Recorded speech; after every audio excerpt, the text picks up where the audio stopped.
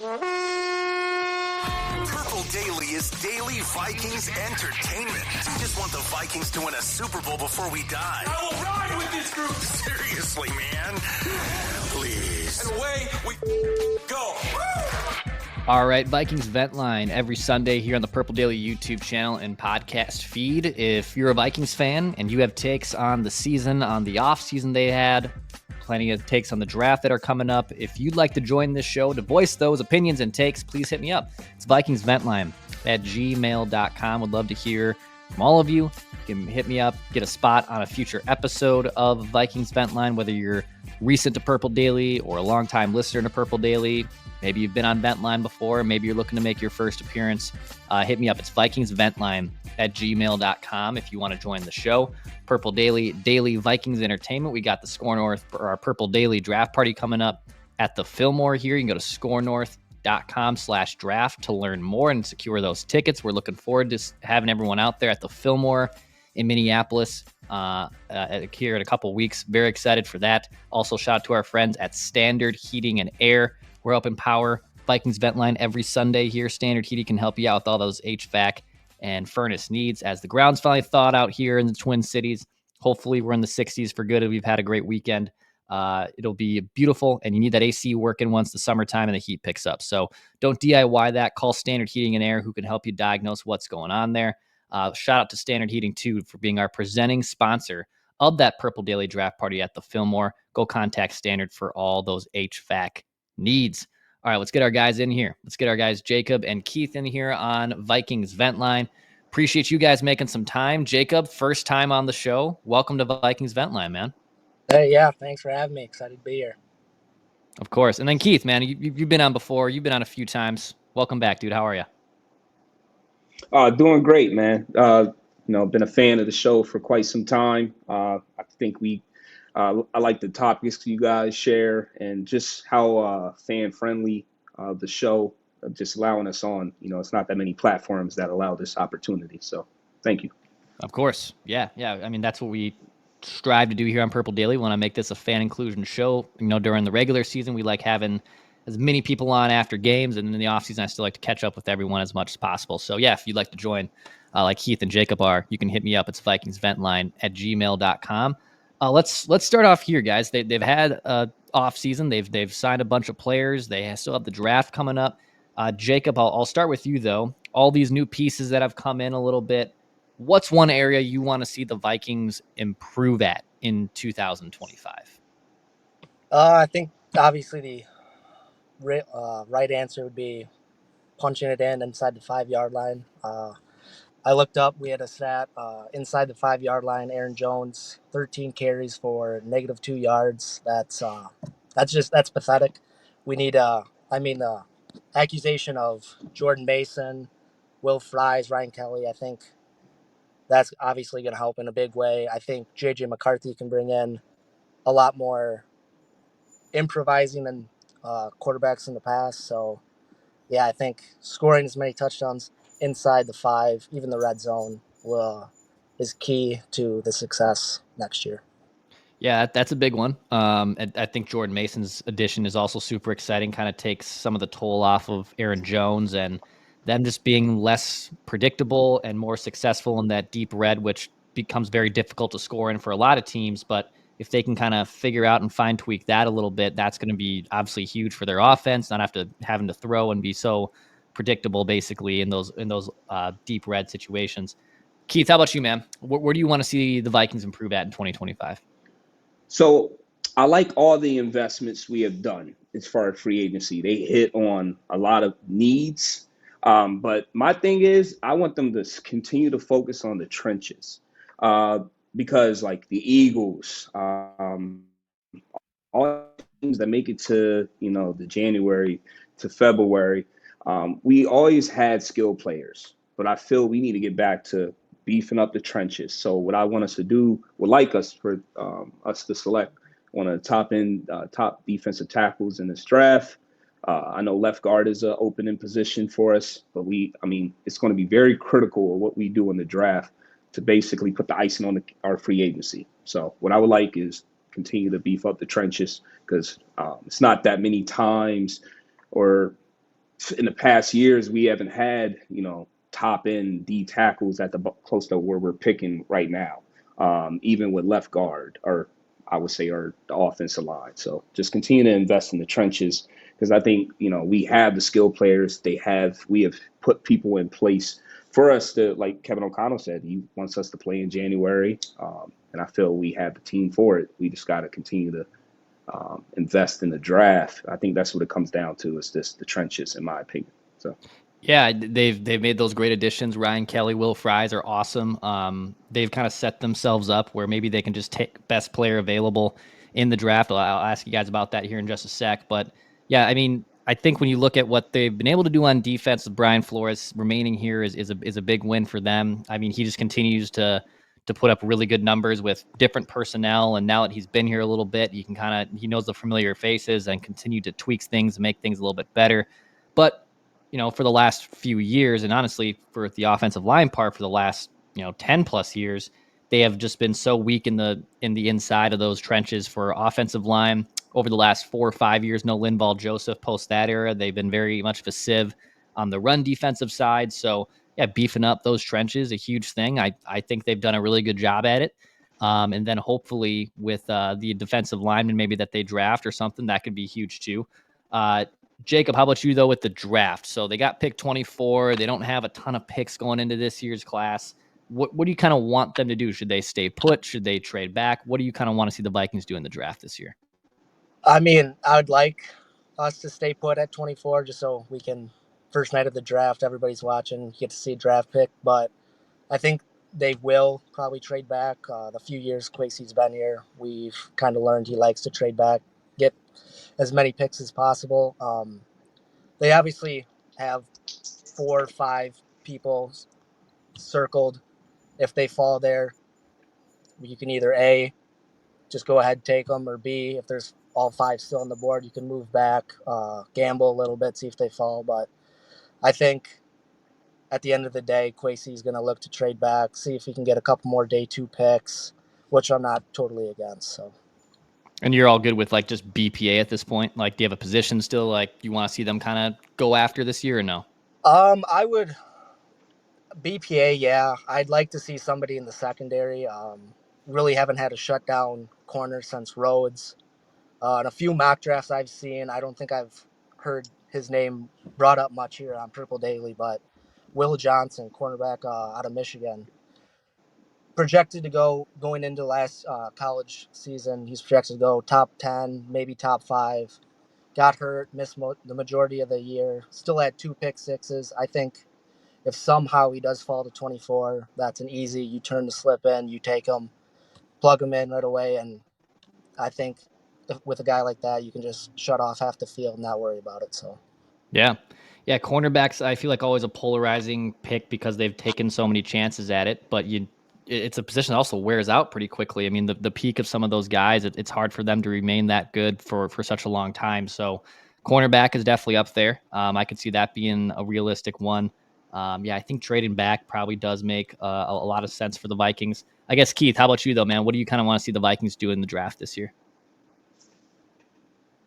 So what I wouldn't mind them trading back or picking the back. It's just it all depends on who's on the board. I know that we're lacking draft capital at this time, but if we have an impact player like like a cornerback, my choice, I want Derek Harmon. I think he's going to be a beast. And when you play against the Lions, I mean, everybody in our division has a running game for the most part. And I have that Super Bowl, the last Super Bowl showed me that, the trenches win the games. We have skill players, and it's like with the Vikings all through the years, we have had Hall of Fame skill players.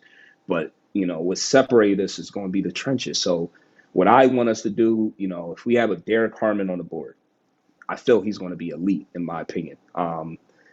Gray Zabel, if they're off the board, then yeah, I would probably trade back. I like the kid from South Carolina, the safety. I feel he's like a Josh Metellus. I think he will be a great fit because you can put him, you can disguise things. And I mean, we have a lot of options in the draft at where we're picking at, but I also feel that, We got their D tackles, they're older. So I feel like, depending on if they get hurt, they might only have a year of that contract that they're going to be be valuable. So I feel we need to continue to think long term. And I feel the Vikings at times get too cute, too sexy, and try to get a bunch of picks. And then we end up drafting somebody that we end up needing to fill that need anyway a year from now. So let's pick the best player on the board. However, if it depends on who's on the board and the value there of trading back. So D tackle, left guard. If we solidify them coming out of this draft, I am very confident in 2025. So yeah, they sometimes do get. Rick Spielman got really cute with a lot of those decisions. Accumulate as many day 3 picks as possible, and I know Kwesi's had kind of mixed results in the draft as his tenure as GM. Obviously, the first draft was just a huge bust, but they have found some nice ones here in Jordan Addison. Hopefully, Mekhi Blackmon bounces back. Jalen Naylor's been solid. They obviously had Ivan Pace at UDFA, and if JJ McCarthy hits, well, then everyone looks like geniuses because you drafted a franchise quarterback. But I think best player available and not pigeonholing yourself was a huge thing. And the fact they've been able to go get guards and centers and defensive linemen, it just adds to the depth part of it where you can put BPA in, not have to necessarily have that guy be a stud right away. But I think it's important to just draft the best type of dude. And then hopefully as time progresses that guy contributes to the Vikings sooner rather than later and not just be a complete miss and just be, trading away those picks like they did a few years ago. Yeah, Go ahead, Keith.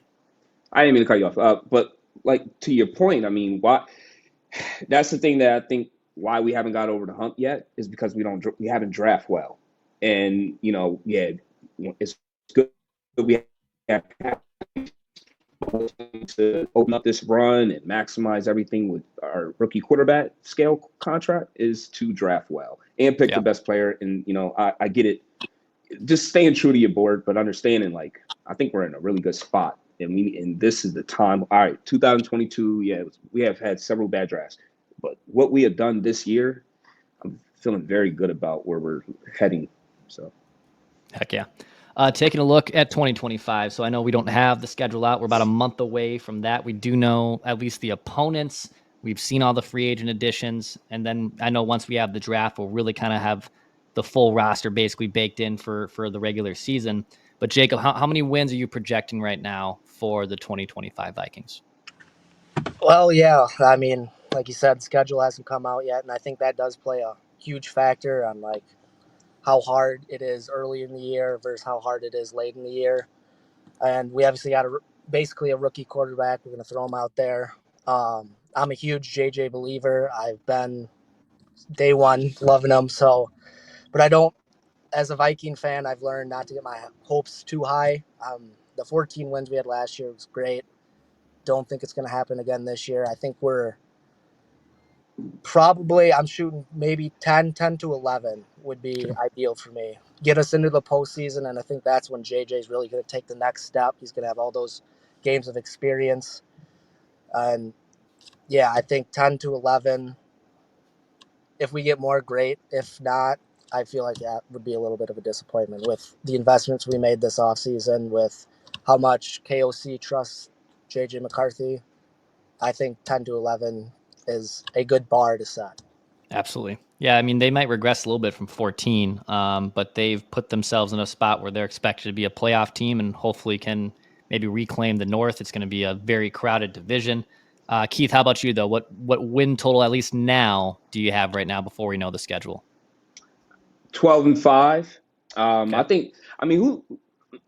I know 14 was, a high number. Nobody was expecting that, but that was with Sam Darnold. That was with us expecting to have 6 wins. I've been a Viking fan since 1998, so I've seen it all. So I'm coming in thinking I'm a 100% believer in JJ McCarthy. He has all the intangibles that you want. He has the intangibles that you look for, like the Tom Brady's. Again, I'm not comparing him to Tom Brady or Patrick Mahomes, but he has everything it takes. So when the season does, it's going to be some ups and downs. I'm 100% confident in him. So with that being said, we invested in offensive line so far. Still got our skill players, and we have one of the best coaching tandems in the league. I think we I'm not afraid of anyone in the league.